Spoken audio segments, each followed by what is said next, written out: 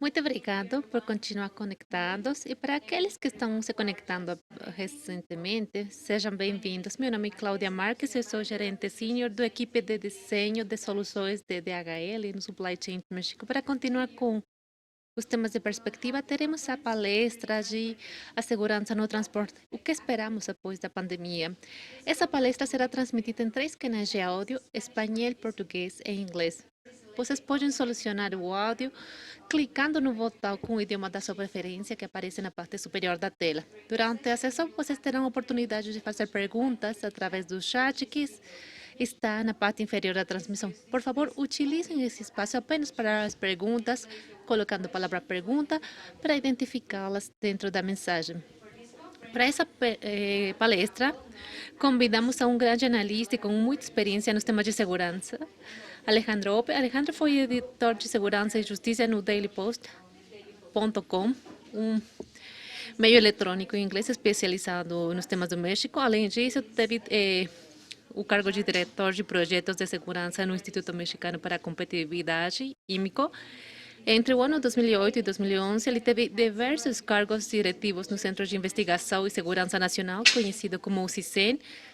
Colaborou desde o 2001 até o 2008 como parceiro consultor da GEA, Grupo de Economistas e Associados, que é uma empresa de consultoria especializada na análise econômica e política. Desde o 1998 até o 2000, trabalhou como coordenador de assessores do senador Adolfo Aguilar Since e colaborou na equipe de transição do presidente eleito Vicente Fox.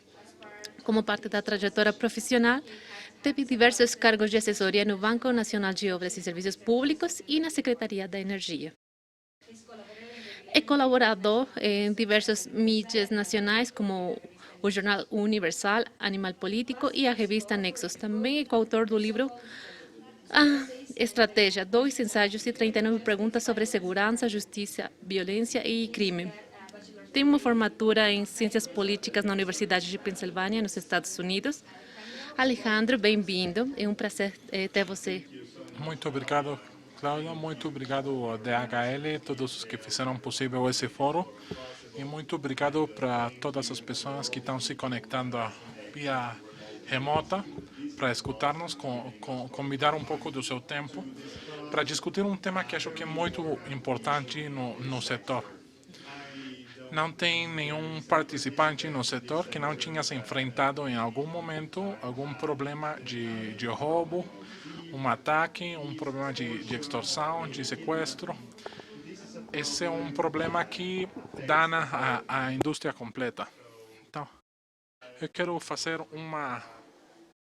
um caminho começando 30 mil pés de altura no México com lições que são aplicáveis a outros países e com data que se replica em outros países. O que eu quero é deixar três mensagens. O primeiro, o roubo a transporte, ao transportista, é um fenômeno amplo, generalizado e que é muito maior do que as autoridades reconhecem. Não? Segundo ponto, esse é um fenômeno amplo, mas é um fenômeno que tem tempo e espaço. Não? Conhecemos ubicações que são específicas e geram oportunidade para cometer esses delitos. E nós sabemos que essa informação está lá fora. E terceiro, devido a que o fenômeno é fácil de localizar e que nós sabemos um pouco onde acontece, quando acontece, qual é a modalidade, deveria ser possível gestionar os possíveis riscos de evitar esse delito e ser possível para a autoridade para atender esse delito. Então, se a autoridade não faz, temos que fazer a pergunta de o que está acontecendo. Não? Com isso, vou fechar a apresentação para abrir a discussão ampla de que está falando, por que não estamos atendendo da melhor maneira esse fenômeno. Então, temos que procurar no México, por onde nós procuremos,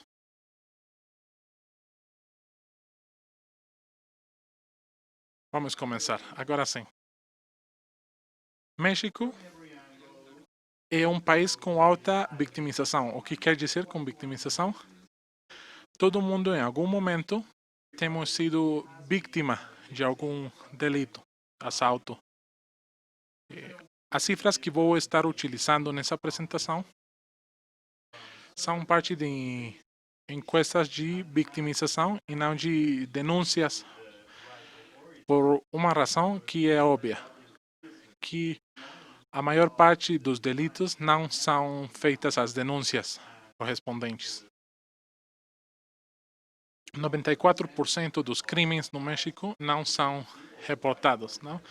Então, só veríamos a ponta do iceberg se falamos com dados do registro do governo. Então, aqui é uma encosta para a população.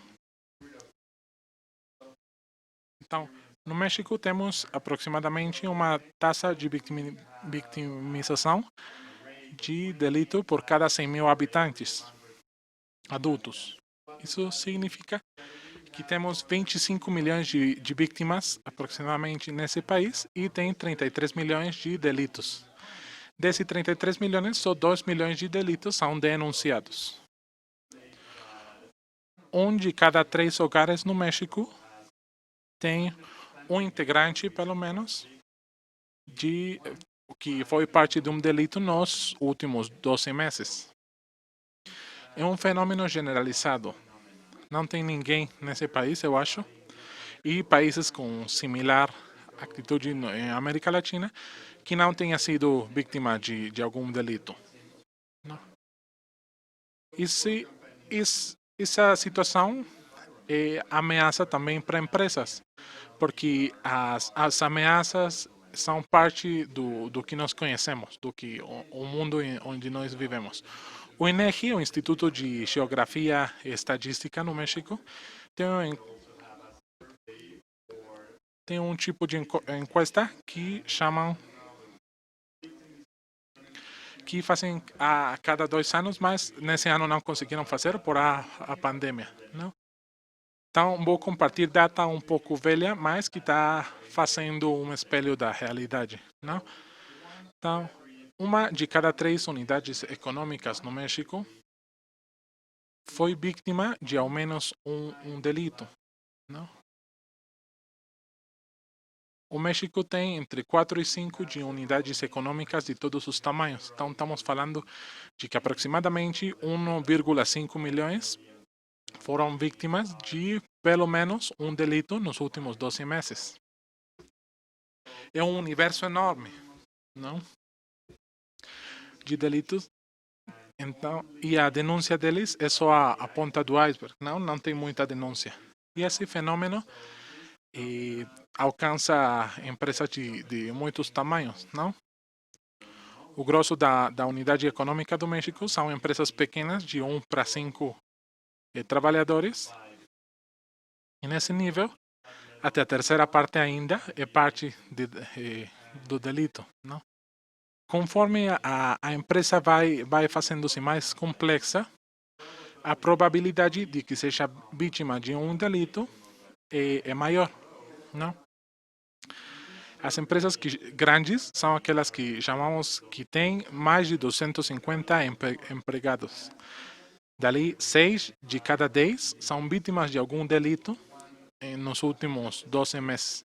É um fenômeno que pega para todo mundo e todos os níveis.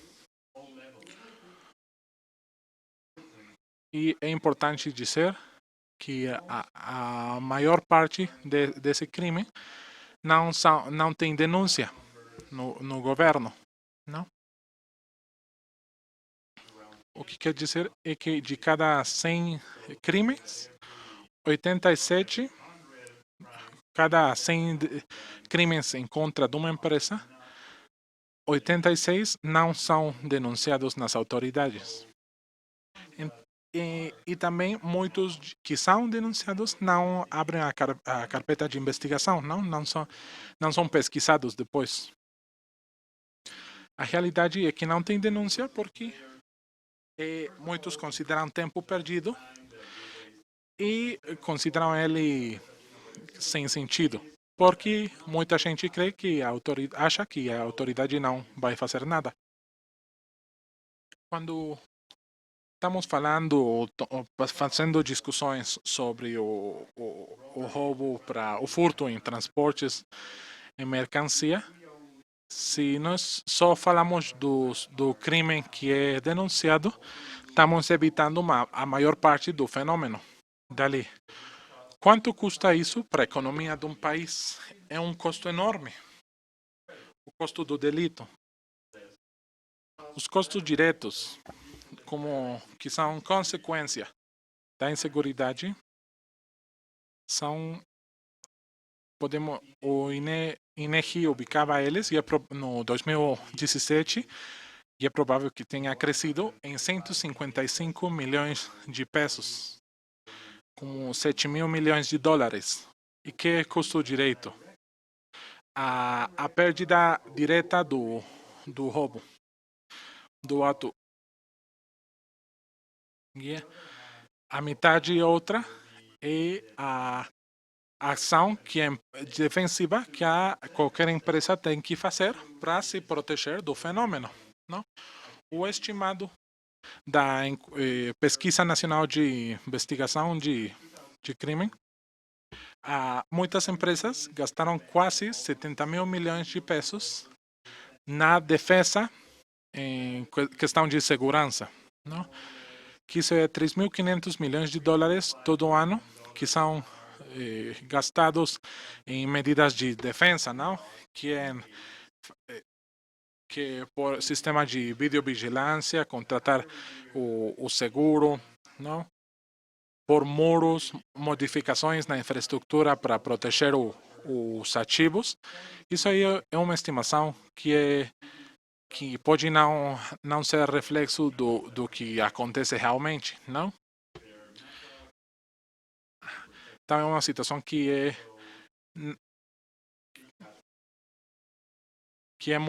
decisões que implicam a restrição do acesso, o tipo de instalações, investigações, diligência sobre os fornecedores, não, provedores, empregados. Isso é uma soma que é uma inversão e é custo adicional para as empresas, que são milhares de milhões de dólares que tem que uma empresa investir para se proteger. Não? Esses custos para empresas, o INEGI registrava isso como 0,8% do PIB.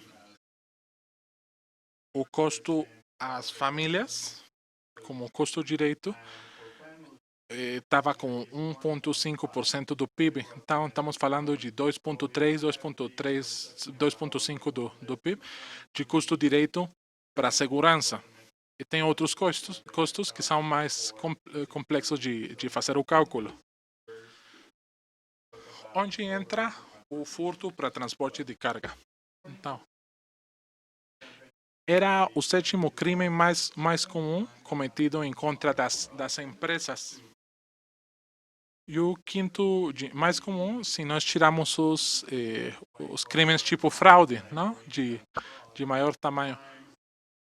Em delito onde tem alguma forma de violência, é o quinto mais comum. Né?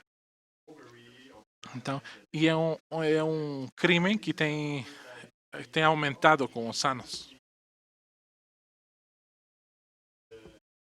A taxa ubicava ele em 2017 como 425 furtos para o transporte de carga por cada 10 mil unidades econômicas. Isso quer dizer que uma de cada 23 unidades econômicas e empresas no México foi vítima de um furto para transporte de mercancia no ano prévio. Isso ali é um universo enorme de vítimas de empresas de todos os níveis que sofrem esse tipo de crime e que não conseguem todos os setores da economia nacional. Em outros países, desafortunadamente, não existe esse tipo de instrumento de pesquisa de vitimização, que só acontece só em 3 ou 4 países do mundo, mas conseguiríamos fatos muito similares se a pesquisa fosse feita em outros países. Aqui, qual é a frequência desse delito? Não? Quando acontece? E nós sabemos que tem muita data que subestima o fenômeno, mas o que conseguimos das pesquisas de vitimização é que o furto de mercancia em trânsito representa o 10% de todos os crimes cometidos contra empresas no ano em específico. Então, o dado de 2017, que é o último que temos, nesse ano foram cometidos 300 mil atos de furto para mercancia. Desses, 70% não foram denunciados para a autoridade. Desses 300 mil, foram denunciados tipo 80, 90 mil. E a autoridade não soube dos outros. E sem que a autoridade se tivesse a obrigação de abrir a carpeta de investigação, não de investigar o crime. E além, isso pega em todos os setores econômicos, proporcionalmente afeta muito a empresas de maior tamanho. Qual é o delito que mais afeta empresas de diferentes setores ou ramos? Nas empresas de maior tamanho, é o segundo crime de maior frequência. Nas empresas médias, é o terceiro crime mais frequente. Não? Então, isso afeta a economia toda, mas afeta de maneira particular, especificamente grave, modelos de economia de maior tamanho, não? Setores que estão involucrados com cadeia de suministro, com negócios internacionais. Esses são negócios que sofrem, a maior medida, o furto de mercancia em trânsito para o transportista.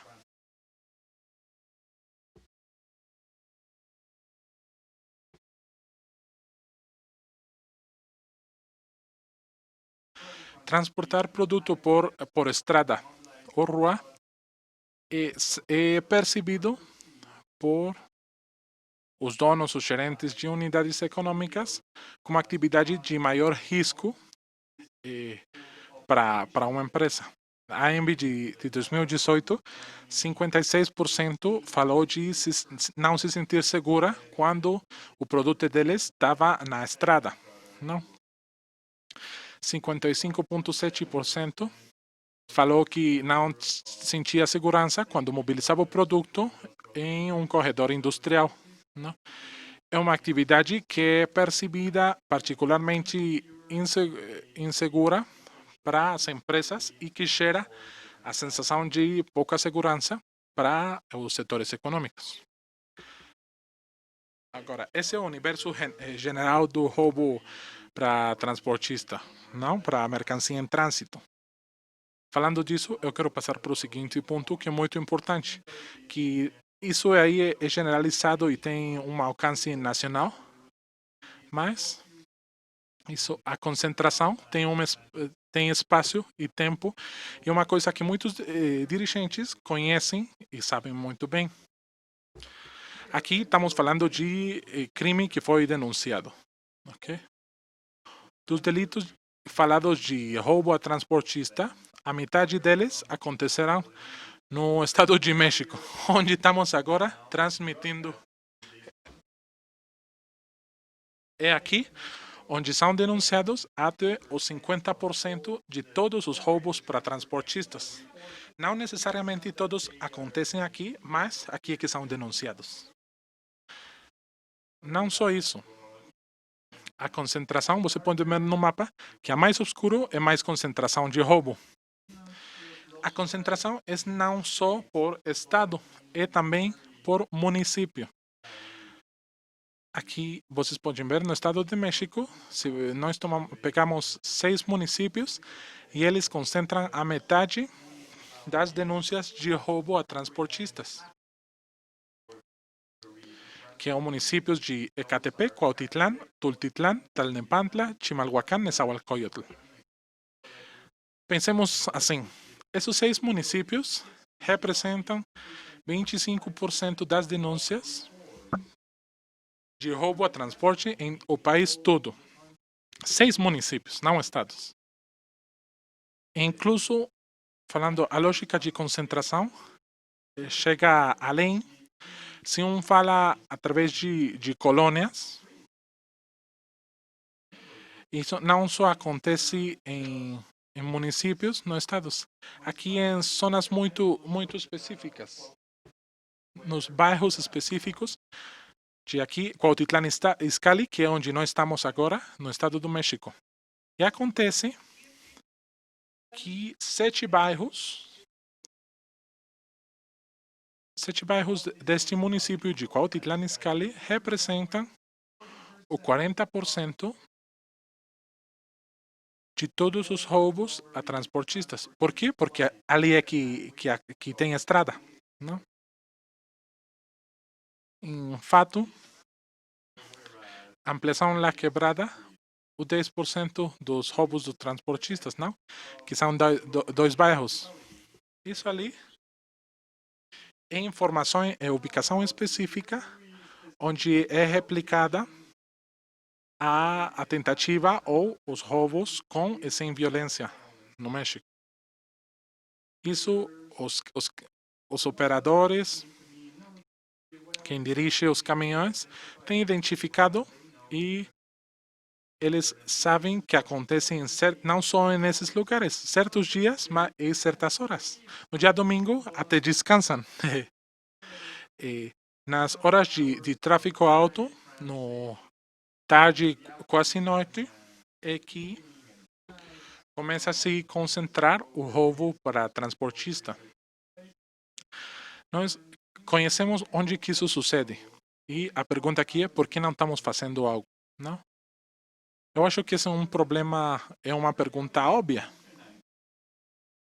Essa data que eu estou mostrando, a autoridade conhece, não? Não é um mistério. A indústria conhece esse fato. Então, por que persiste? Eu não tenho uma resposta única, mas eu só quero falar disso.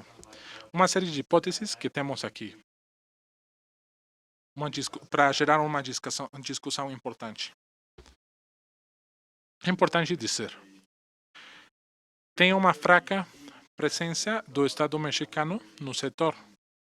Então, isso que estou falando do México acontece também em outros países da região. Um amigo colombiano me disse uma vez que acho que é uma frase que é para a América Latina, ele tem. Em Colômbia tem mais território do que Estado. Mesmo acontece no México e outros países da região. O que quero dizer com isso é que tem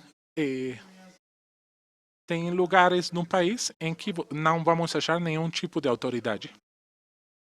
Imagina, em Espanha, a Guardia Civil tem 75 mil elementos. A Guardia Civil só está em zonas rurais ou de pequenas população. Espanha é quatro vezes menor do que México. Se o México quisera ter um corpo com a mesma cobertura geográfica, tinha que ter uma guarda de aproximadamente 300 mil habitantes. Nossa Guardia Nacional tem 90 mil. E desses 60 mil não são nossos, não são prestados das forças militares. Então, para ter a lógica geográfica, tínhamos que ter 3 vezes mais. Além, as nossas forças do Estado, federal, estatal e municipal, são concentradas em zonas urbanas. Então, tem tramos muito longos do território, no norte do país é mais comum, onde ninguém vai ver a polícia, nunca. Não? E muitos da indústria conhecemos esse fato. Não? Você vai abençoado por Deus, porque não tem possibilidade de achar. O Estado não tem presença. Então, isso faz gerar que surjam atores armados e outras formas de controle sobre o território que não são do governo. Não? Tem zonas que são outros os que controlam o território. Isso abre a porta para todas as formas novas formas de explotação da economia ilícita, que uma que conhecemos e que estamos falando agora é o roubo de transporte. Segundo, e vamos falar as coisas pelo nome. Tem enorme corrupção nas instituições de segurança e de justiça. Essa informação que o setor tem, a autoridade tem também. Não? A autoridade sabe que está acontecendo isso, de onde e quando é que está acontecendo isso. Mas não tá fazendo nada. Não? Porque tem redes de cumplicidade. E também uma parte dos roubos a transportistas, a própria autoridade está causando eles, não? Uma parte grande deles. Tem muita documentação que prova como a Polícia Federal está fazendo extorsão, ou a Polícia Estatal ou Municipal estão extorsionando os transportistas. Ou estão trabalhando com grupos de ladrões, de gente que vive de fazer esses roubos. Tá? Enquanto persistam essas redes de corrupção, é que persiste o delito. Outra ali para mencionar é a coordenação fraca entre níveis de governo. Uma parte dos ataques que estão acontecendo na indústria do transporte acontecem em estrada federal, não?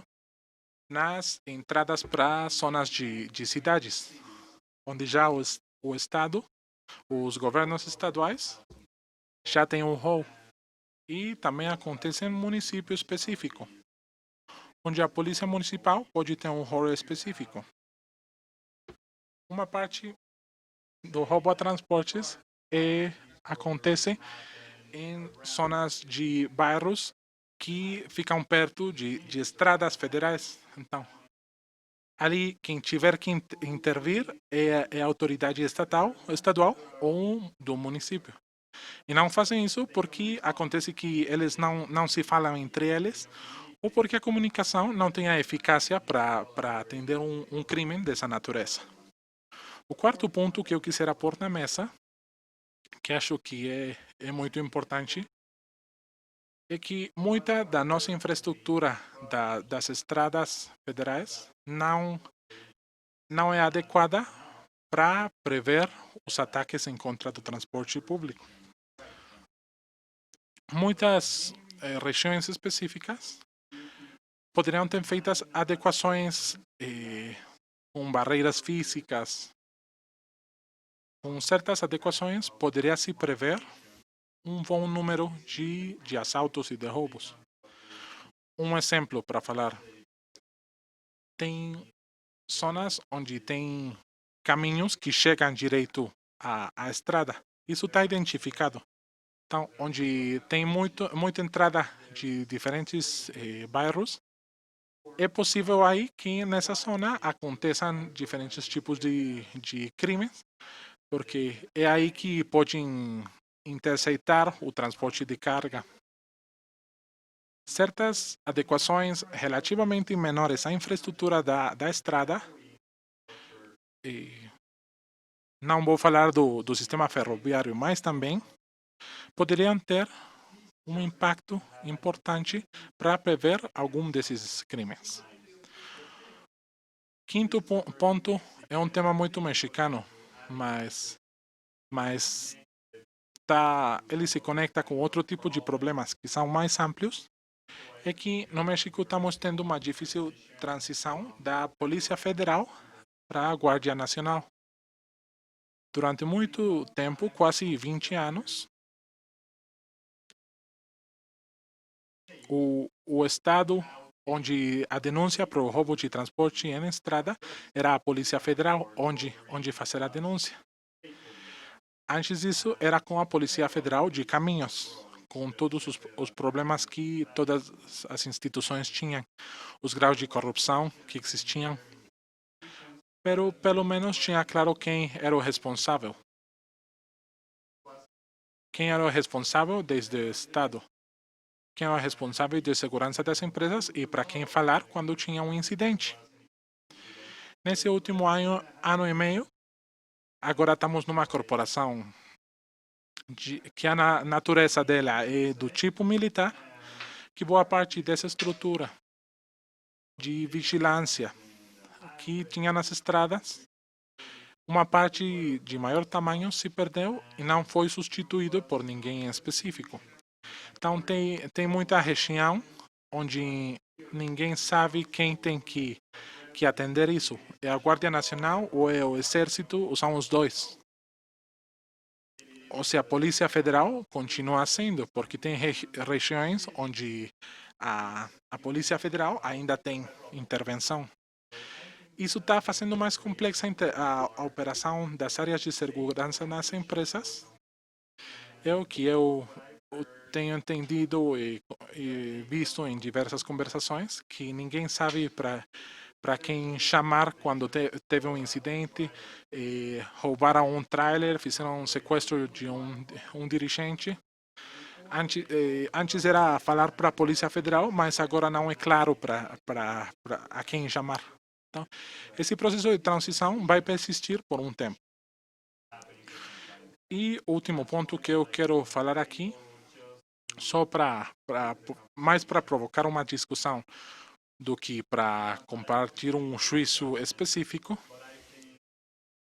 é que muitos dos atores privados do setor têm muita informação onde estão acontecendo os ataques, os incidentes, as regiões de maior risco, mas é uma informação que não se convida, não? Ou que se convida por mecanismos que não têm processo de ação, não? Eles vão para ver as câmeras, para equipes informais de segurança, mas se eu quiser ver num mapa o que está acontecendo por minha competência, é complexo, é complicado. E igual a competência não vai ter a informação que eu tenho, porque eu não vou querer compartilhar com eles. Não? É aí que tem muita informação que está se perdendo e que poderia ser de um grande valor para todos os participantes para criar um mecanismo eficaz de compartilhar informação. Agora, feito isso, o que temos que fazer? Temos um problema amplo e temos informação de onde sucede, quando sucede e como sucede. Então, por que não estamos atendendo isso? O que poderíamos fazer? Tínhamos que pensar desde a indústria, desde o setor, como melhorar a comunicação com a Guardia Nacional, não? Para bem ou para mal, está aqui para ficar, não? A Guardia Nacional é uma proposta permanente e isso é relevante. Para atender esses problemas, tínhamos que estabelecer uma mesa de trabalho com a Guardia Nacional e o Exército, que a Guardia Nacional é uma extensão do Exército, para ver como podem ir se enfrentando esse tipo de problemas. Sem a incursão desse ator, acho que vai ser muito complicado atender esse problema. Não? Segundo, eu sei que tem muita gente que fala sobre as relações de governo que tem uma interlocução de grêmios sobre instituições do governo. Mas acontece também, essa é uma percepção, se alguém está escutando e quer compartilhar a visão própria, poderia falar. Aqui o que eu estou falando é de que a gestão do problema são dirigidas de uma maneira individual, não? Falamos com a Canacar faz uns dias. Então, nesses casos, em esforços individuais, é perdido sem organização, sem esforço coletivo para pôr pressão em instituições do governo específicas. Uma é o governo federal, a Secretaria de Segurança e Proteção Cidadana, a Fiscalia Geral da República, mas muitas são locais. E aí é onde eu digo que tem um falho maior da pressão gremial que poderia acontecer lá, não? Muitas empresas têm as próprias regiões, geografias, movimentos específicos, então seria fazer um tipo de estratégia em comum para gerar uma estratégia comum com as autoridades.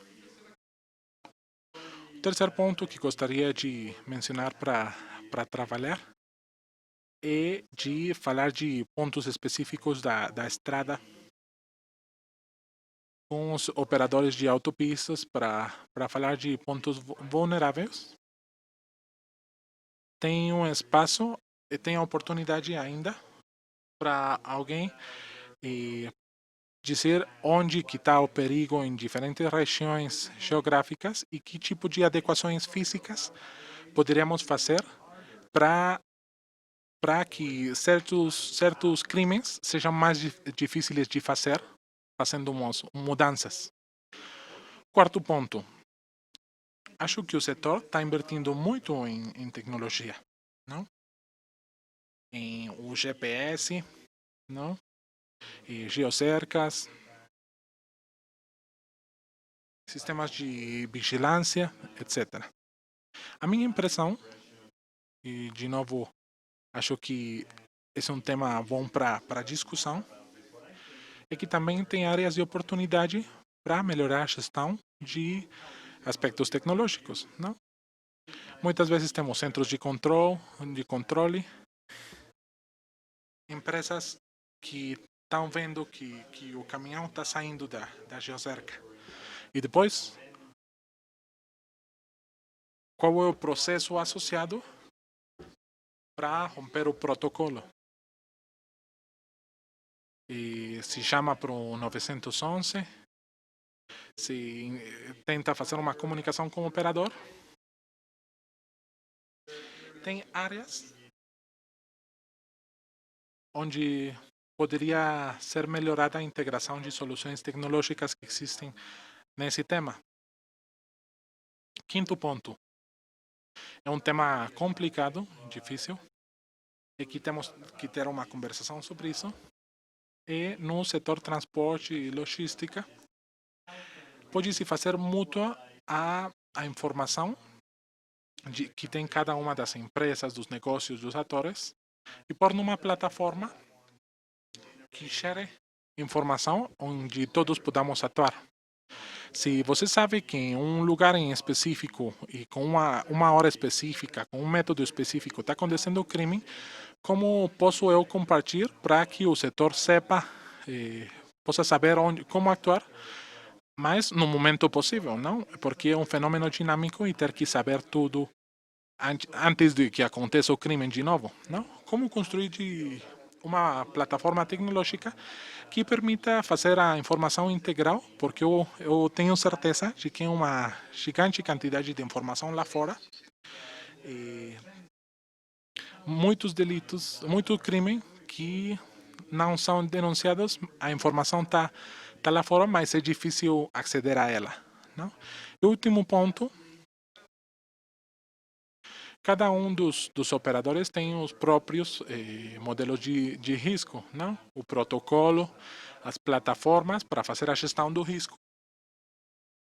Mas muitas vezes eles estão operando com informação insuficiente sobre os riscos que eles estão enfrentando no transporte de mercancia, não? Isso dependendo da zona geográfica do território nacional. E isso muitas vezes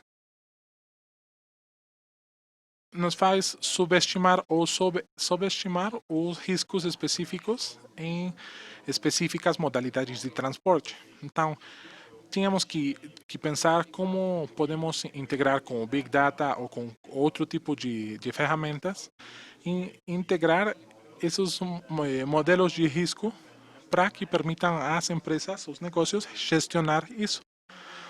Com isso aí, eu vou finalizar meus comentários, mas vamos recapitular. Aqui estamos ante um crime que o setor transporte e a logística enfrenta uma enorme quantidade de crimes. Não? É um fenômeno que bate em todos e que é maior no setor mais moderno da economia. Segundo, é um crime que acontece de uma maneira que pode ser predecível, que nós podemos saber onde acontecem com padrões de espaço e tempo predecíveis. Isso abre oportunidade muito importante para gestionar de melhor maneira esses riscos e para pôr a pressão devida sobre as autoridades para a autoridade atender esse fenômeno. E com isso eu finalizo a minha apresentação e qualquer pergunta, comentário, muito obrigado. Muito obrigada, Alessandro. Eu desfrutei muito a tua palestra e eu acho que também a nossa audiência, porque temos tantas perguntas que nem consigo fazer a contagem. Então, vamos fazer vamos revisar alguma delas.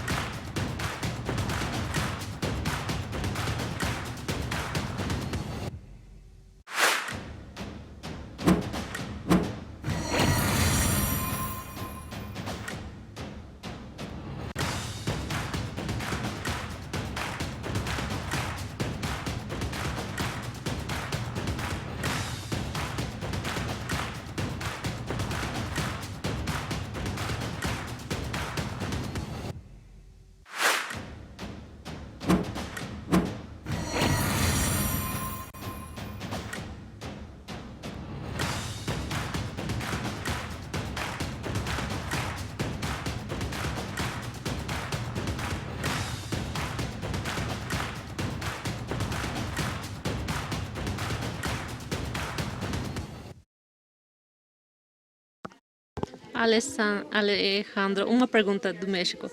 De que forma você considera que as novas tecnologias podem ajudar na segurança dos transportistas e para a carga que eles transportam? Eu acho que tem muitas maneiras. A primeira, porque tem novas tecnologias que facilitam a transportabilidade da mercancia no longo da cadeia, e nos permitem controlar de maneira remota a ubicação da carga e da unidade de transporte. Que não tem alguém no setor que não tem integrado a tecnologia GPS nos seus transportes e a tecnologia de rastreabilidade para a carga deles. O que temos que fazer é integrar. O problema é esse. Muitas vezes muitas empresas operam segundo os incidentes que tem. Tem um incidente, então eu respondo. É uma maneira reativa. Quando é provável que se a informação que eu tenho eu convido para os outros,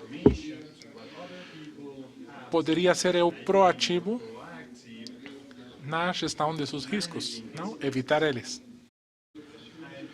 A explotação de Big Data poderia facilitar se eu puder ter acesso à enorme informação que existe lá fora sobre incidentes que aconteceram ou que foi uma tentativa e tivéssemos uma maneira de compartilhar isso, acho que nós conseguiríamos gestionar de melhor maneira as ferramentas que já temos, que se utilizam na atualidade e que poderia ser mais proativo, que ajudaram a reagir ou agir. Não, não tem uma empresa agora que não tenha tecnologia GPS ou geocercas, que não tenha sistema de rastreio, não, da carga ou do veículo. Algum tipo que que permita ter a ubicação de tudo em cada Muito processo. obrigada, Alejandro. Sem dúvida, definitivamente a comunicação, o compartilhar o que está acontecendo, eu acho que é a melhor aliança para resolver os temas de segurança. Também do México nos pergunta, você considera que os regulamentos atuais são suficientes para garantir a segurança dos transportistas ou devem melhorar? Deixa eu falar, eu não tenho certeza de que o problema tenha que ver com regulação. Não? Tem uma discussão sobre regulação em que eu não quero entrar, não sobre a doble cabina e zonas de vulnerabilidade ou não.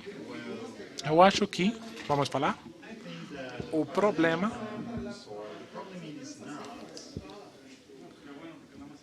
não é tanto a carga de regulação que tem para os transportistas, senão que a autoridade não está fazendo o seu trabalho com as faculdades que eles têm, com a razão que eles têm.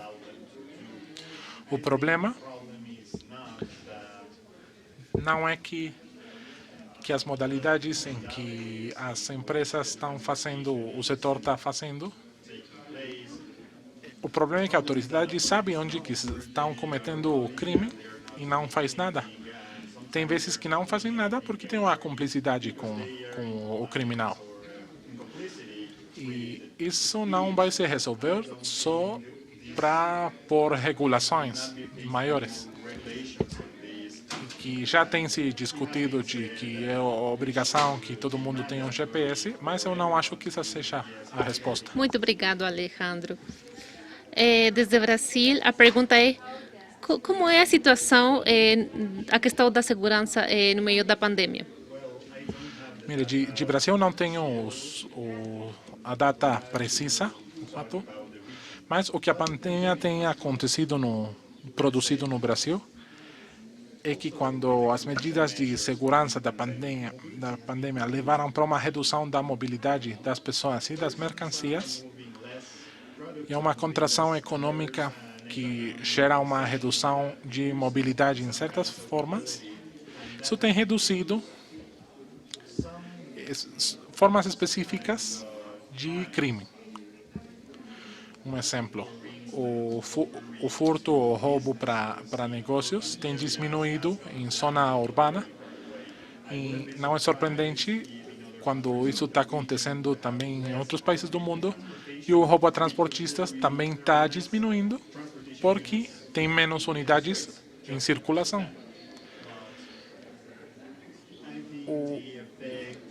O efeito é maior do que é nas cifras oficiais, por um efeito específico, que é o temor ao contágio. Muita gente não está denunciando, então muita gente não faz a denúncia. E agora, por temor ao contágio, por medo a ter Covid, eu não quero estar 4 horas no Ministério Público para fazer a denúncia. Isso faz que o crime esteja se reduzindo, mas também a denúncia. Não? Pouco a pouco vamos ir recuperando a atividade econômica e as medidas de contenção vão ir se enfraquecendo. Não? Então isso vai mudar.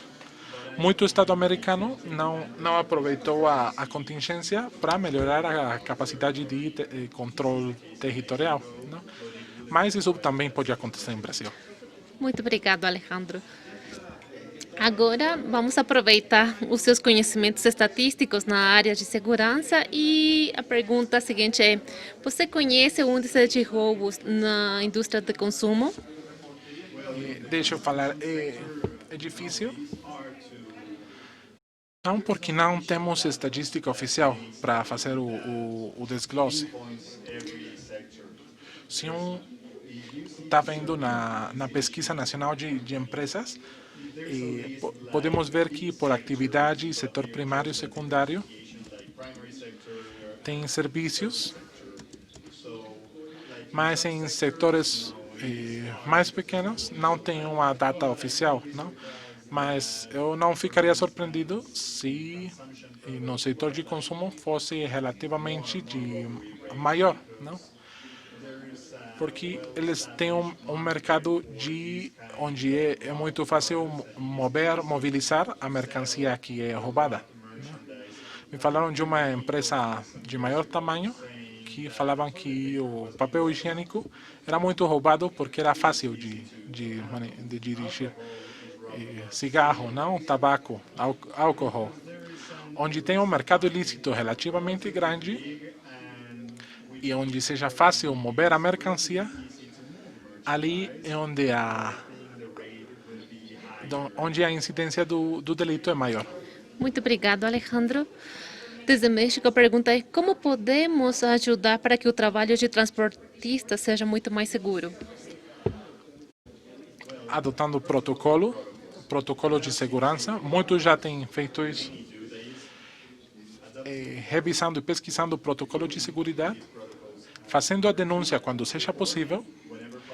Eu sei que é difícil e que tem um risco para o operador quando se faz uma denúncia. Em zona onde tem o crime organizado, que é mais complexo, mas não temos que permitir que a autoridade diga que não tem denúncia. Não? Vamos fazer uma gestão de compartilhar a informação com outros, não? Via grêmios, via grupos informais, via plataforma tecnológica que podem se construir para isso, mas na medida que cada trabalhador do setor da indústria possa compartilhar a informação que tem com seus pares, seus competidores, que a informação se mutualize, acho que todos vão poder tomar melhores decisões para fazer gestão do risco. Para que um crime aconteça, tem que acontecer três condições. A primeira é o criminal motivado. Segundo, um objetivo. E terceiro, a falta de alguém que faça a segurança, não? Que possa prever isso. Onde podemos fazer algo é o segundo elemento. Como vamos complicar para o criminal um pouco mais? Aí tem diferentes maneiras de fazer. Pensando em empresas medianas e pequenas de indústria, porque para eles seria muito melhor ter acesso à informação que as empresas de maior tamanho têm. Muito obrigado, Alejandro. E também desde México, uma segunda pergunta: são replicáveis as medidas de segurança em todo o país? Tem boas práticas que podem ser replicáveis.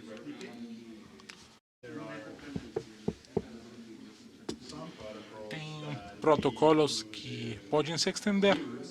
Certamente, com certeza, o fenômeno tem peculiaridades específicas. Tem zonas onde o risco é maior, não? Pensando aqui no México, Guanajuato, Tamaulipas. O caso de alguns estados do noroeste, onde o risco é maior do que está acontecendo, por exemplo, em Yucatán, no sul do México. Mas, então, tudo depende de o que está transportando alguém. Voltando ao tema. Transportar o bem de consumo e torna o transportista um objetivo fácil do que se ele estiver transportando lâmina para construção, não? Materiais de construção. Tudo depende da mercancia, que tão fácil é mover isso no mercado ilegal. Se bem tem boas práticas para replicar, eu acho que cada subsetor, cada região tem uma peculiaridade específica e tem que se adaptar a isso. Com certeza. Muito obrigado, Alejandro.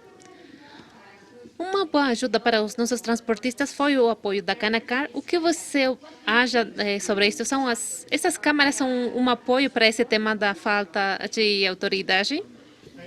Eu acho que a Canacar tem um rol importante em vários sentidos. Permite fazer gestão da demanda do setor de maneira coletiva e o que qualquer empresa ou negócio poderia fazer em qualquer nível, é possível levar a voz do setor até as autoridades com eficácia maior. Né? Segundo, é já, hoje, por uma plataforma onde podem se compartilhar melhores práticas, onde pode se compartilhar informação. Tudo aqui que estou falando é como podemos pontualizar a informação compartilhada de uma maneira melhor, sendo seguro. A Câmara, como a Canacar ou outros organismos gremiais, ou inclusive grupos informais, podem ser chave. Todo esse esforço de ação coletiva, temos que celebrar eles. Muito obrigada, Alejandro. Aqui temos outra pergunta dos nossos transportistas. Além das denúncias, quais são as ações que você recomenda?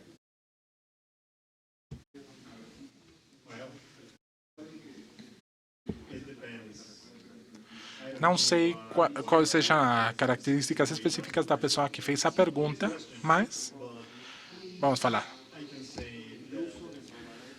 Pode fazer uma união com outras linhas de transportistas que permitam aceder de uma maneira de menor custo tecnologia. Falando um exemplo do Hombre Caminhão no México, é que a inversão em tecnologia para a prevenção do delito é muito caro. Né? Para alguém que tem um ou dois veículos, é muito difícil. Então, procurar juntar esforços com outros poderia reduzir o custo para fazer a gestão de diminuir os riscos.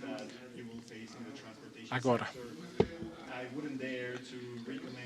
eu não quero dizer, não quero adivinhar o que transporta essa pessoa, mas tenho que insistir que na medida que ele possa se unir ao esforço coletivo com outros negócios, vai reduzir os custos e os riscos que ele está afrontando. Muito obrigada. Também devemos ter parceria nesse tema. Outra pergunta desde o México. Um dos nossos clientes, de fato, que está aqui no nosso auditório, nós temos protocolos de segurança muito bons com as linhas de transporte, falando em nome da DHL. Você considera que outras empresas deveriam replicar as melhores práticas da DHL? Eu acho que as melhores práticas têm que ser replicadas. Eu acho que, em primeiro lugar, precisamos documentar quais são as melhores práticas. Isso é um rol que também jogam os organismos gremiais e essas equipes informais que existem dentro da indústria. Então, é claro que o DHL que é grande nisso, mas além do que o que faz, temos que achar maneiras de compartilhar essas boas práticas, os protocolos que estão funcionando, a tecnologia que é mais eficaz entre todos os trabalhadores do setor. E temos que achar os canais para compartilhar isso. As câmaras podem ser tem revista especializada, jornal, congressos, tem maneiras. Mas com certeza as melhores práticas têm que se disseminar e se replicar. Ótimo, muito obrigado, Alejandro. E agora teremos uma segunda sessão de perguntas.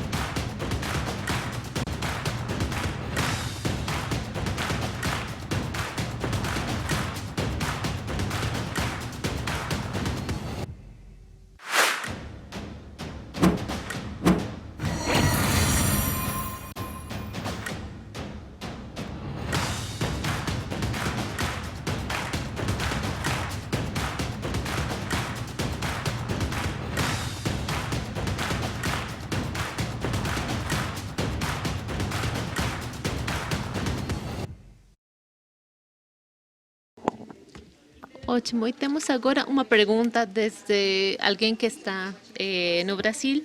Como você mencionou, Alejandro, no Brasil temos muita insegurança e estamos atualizando a nossa frota. Você acha que devemos investir nas tecnologias inovadoras que já existem nos Estados Unidos ou na Europa? Ou você considera que a região está atrasada? Estamos atrasados em muitos sentidos. É uma região desigual. Tem um setor moderno na economia adoptando tecnologia de ponta e prática moderna e um segmento, provavelmente maioria, enorme, de operadores que continuam com práticas que são rudimentárias, obsoletas. E a pergunta eu acho que é, no México, com certeza tem empresas que têm práticas modernas e com a tecnologia de agora, a tecnologia que estão utilizando não são iguais a que estão utilizando em Europa ou Estados Unidos. O problema é que isso não é a maior parte do setor. A pergunta é como vamos conseguir que os operadores médios e pequenos conseguem adotar, começar a utilizar, que muitas vezes eles são a maior parte das vítimas de roubo a transporte, de ataque, de assalto. Como vamos fazer para que eles possam adotar tecnologias e práticas que permitam eles gestionar de uma melhor maneira o risco? Eu não tenho uma resposta muito boa, mas eu penso que aqui tem duas coisas. O primeiro ponto é que o problema não é só questão de se resolver com tecnologia, não é só pôr o GPS na unidade. Um GPS sem um processo, sem uma geocerca, sem um protocolo de atenção de incidentes, sem uma relação construída com as autoridades, não serve de nada. Em fato, muitas vezes os grupos criminais, algumas mais sofisticadas, têm bloqueadores de sinal. Então, simplesmente investir na tecnologia não vai ser o suficiente para os operadores médios e pequenos. O que temos que pensar é como podem eles se integrar a linhas ou organizações grupais que permitam eles adotar processos um pouco mais complexos. Eu penso, no México, a maior parte da indústria é o homem caminhão, não? Que são empresas que têm um caminhão. E esse homem não vai poder adotar as práticas de DHL, mas a pergunta é como vamos ir aumentando ele de nível, generalizando a utilização de tecnologia nos setores mais amplos. Isso também acho que temos que falar com as autoridades, é vital. Os grêmios tipo Canacar têm que utilizar um rol de organizador com operadores médios e pequenos e permitir compras de maioria de equipo, acesso a crédito para esse tipo de operadores. Ali poderia ser um tipo de solução. Tudo depende para o setor moderno das economias de América Latina. Eu tenho certeza que muitos dos operadores do México, Peru, Brasil, Argentina, Colômbia, etc., já têm práticas e protocolos muito mais sofisticados do que em outros em Estados Unidos e na Europa. Por quê? Porque Temos mais experiência. sim, porque aqui é o risco maior. Tinha que ser inverso, que os europeus, os americanos, replicaram as práticas que está utilizando o setor transporte na América Latina. Muito obrigada, Alejandro. Quais são as boas práticas? Já falando de que na América Latina deveríamos ter mais experiência, mas quais outras práticas dos países poderíamos replicar no México? Uma pergunta complexa e difícil. Deixa eu vou pensando. Vamos ver. Por exemplo, podemos começar a explotar de melhor maneira o Big Data, não? Acesso à informação. Ferramentas de análise massivo de dados para fazer gestão de riscos.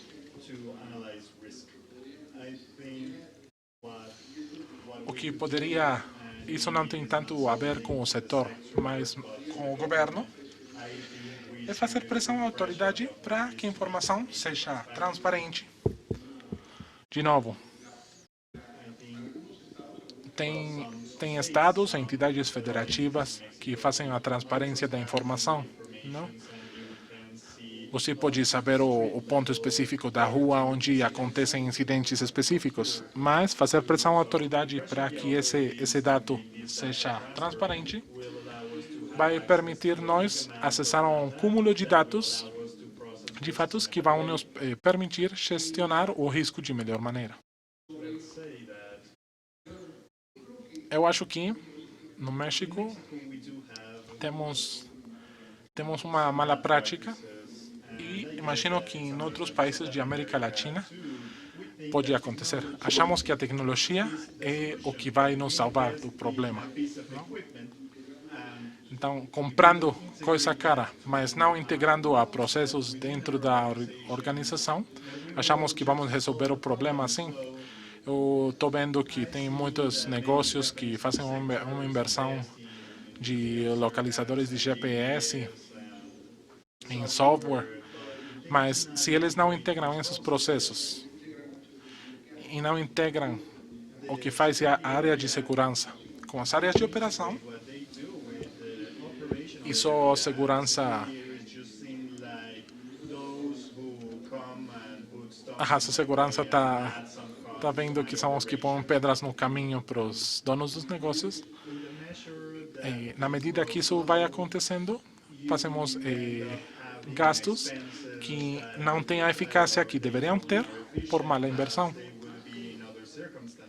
Mas que prática específica, a pergunta eu acho que deveria ser como integrar melhor área de segurança com área de operações. E que a área de segurança não seja como acontece em muitas empresas, que acaba sendo uma batida, assim, um pequeno campo que é alheio ao que está acontecendo no resto da empresa. Então, é melhorar práticas administrativas. E falando, como você mencionou várias vezes na palestra, uma questão é a coordenação e a comunicação interna da empresa entre as diferentes áreas e depois temos a comunicação entre as outras empresas e entre as diferentes indústrias. Alejandro, as recomendações são suficientes para encarar um crime que tem uma base social? O que você acha disso?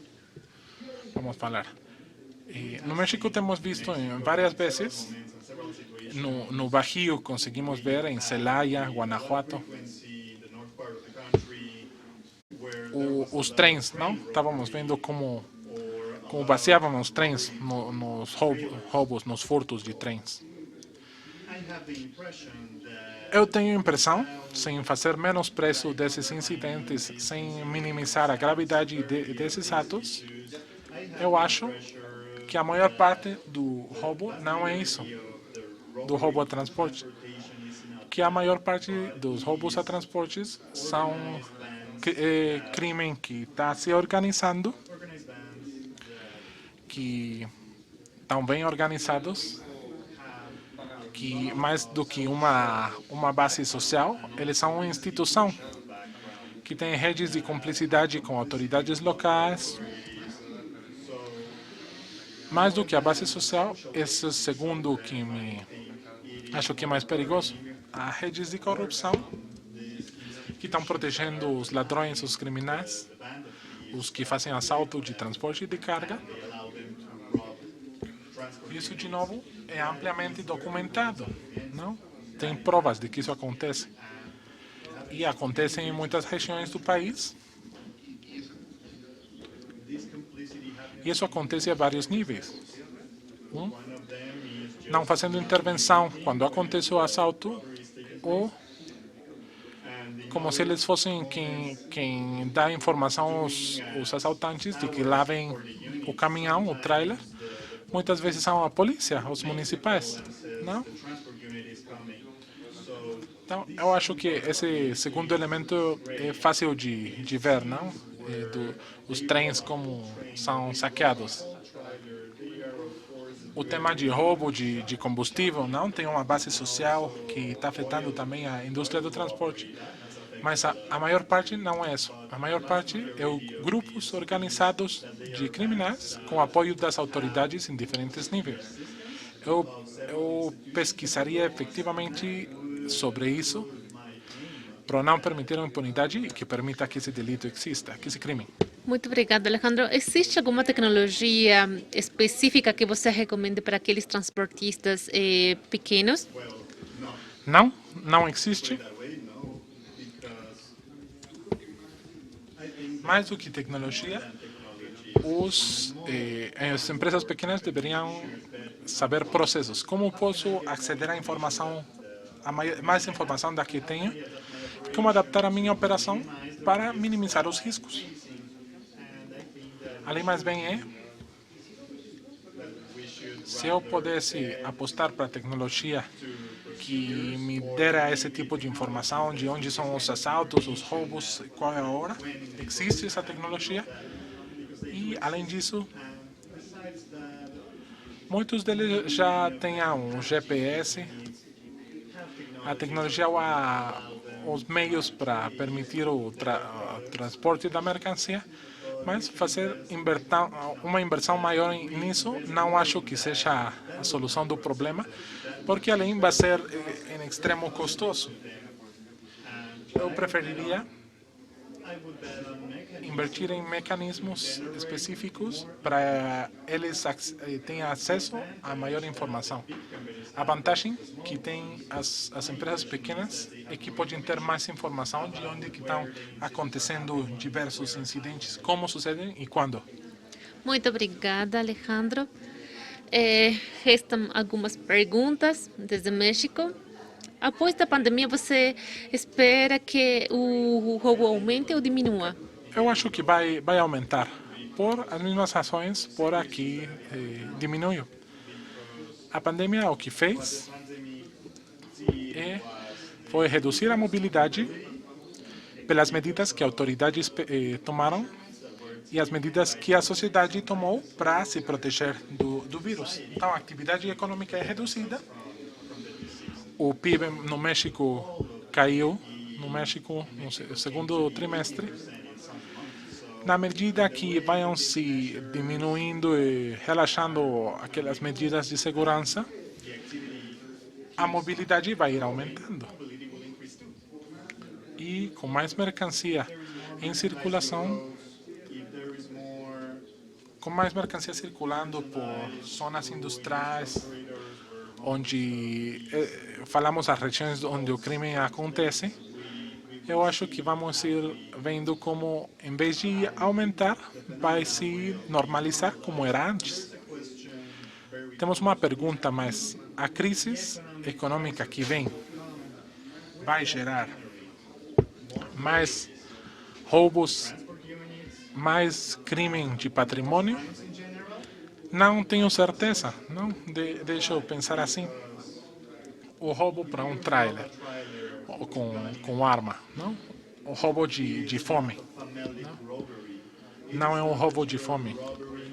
Não é um roubo que é por gente que tem fome, não? São crimes que são organizados em redes de criminalidade muito bem definidas que acontecem em cumplicidade com autoridades. Eu não acho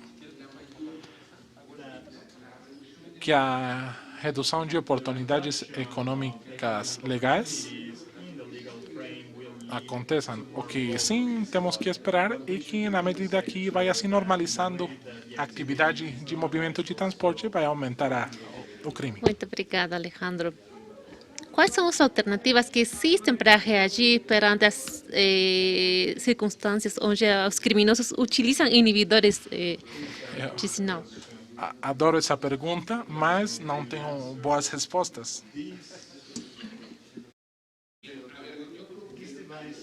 Eu acho que ali temos que saber onde que estão operando os grupos criminais. A informação, essa existe no setor, não? Esse dado. Muitos operadores têm essa informação, então eles sabem por onde que isso acontece. E quando isso começa a se compartilhar mais, vai poder se gestionar de melhor maneira e poder evitar estar na estrada na certa hora com um certo produto específico. Tem uma resposta tecnológica a isso. Pode ter novas gerações de GPS que sejam mais difíceis de inibir, um tipo de banda, mas acho que além da tecnologia, a inovação tecnológica que existe, que muitas empresas têm agora, quais são as nossas soluções tecnológicas? No fundo, o que precisamos é como evitar ver esses tipos, né? Então, mecanismos para compartilhar informação. Muito obrigada, Alejandro. Você falou muitas vezes dos processos e as recomendações sobre utilizar processos que provavelmente compraram um tipo de tecnologia. Você tem alguma sugestão sobre quais processos são os principais para que podem melhorar? Vamos ver.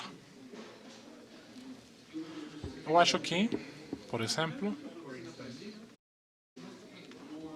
não tem, muitas vezes, não se falam as áreas de segurança e de operações só se houve um incidente. Então, a criação de mecanismos internos das organizações, onde a área de segurança esteja assentado de maneira diária com a área de operações, isso poderia facilitar que, de maneira proativa, começaram a trabalhar juntos. Segundo, a informação de incidentes, muitas vezes,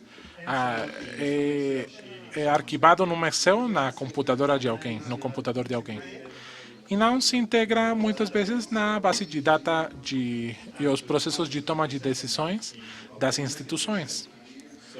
Então, tínhamos que gerar mecanismos que permitam uma gestão melhor do que está acontecendo em campo, onde me tentaram assaltar, como foi a maneira. Tem organizações que têm uma base de dados impressionantes, outras não tanto. Ali, eu faria uma inversão em tecnologia da informação e em diferentes modelos de processamento de dados do que em tecnologia específica. Muito obrigada, Alejandro. Sempre é interessante para o nosso setor ter um panorama amplo e claro sobre os riscos que encaramos no dia a dia. E o melhor é ter a experiência de um dos especialistas mais reconhecidos do país. Foi uma honra ter a sua participação hoje. Muito obrigado, um prazer. Agradecemos a todos os que acompanharam a transmissão e vocês podem compartilhar as suas experiências nas redes sociais utilizando o hashtag DHLTF2020 às 3 horas, horário do México. Teremos um painel de segurança no transporte no México. Esta palestra ficará disponível em espanhol, inglês e português e também poderão revisar o evento no site.